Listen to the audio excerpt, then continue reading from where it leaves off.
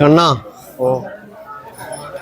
അപ്പൂസിനെ കുട്ടിക്കാലത്തും ഇപ്പോഴൊക്കെ ഞാൻ ഇടയ്ക്ക് അപ്പു കണ്ണാന്നൊക്കെ വിളിക്കുക.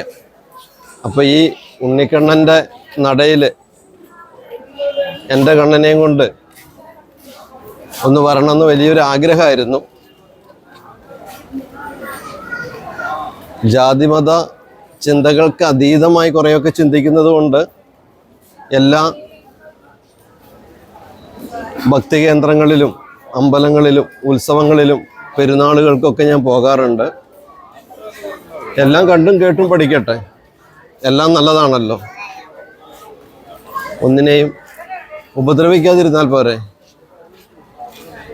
എൻ്റെ ചിന്തകളും വിശ്വാസങ്ങളും നല്ലതാണ്, അതോടൊപ്പം തന്നെ കൂടെയുള്ളവൻ്റെ ചിന്തകളും വിശ്വാസങ്ങളും ഒക്കെ നല്ലതാണ്.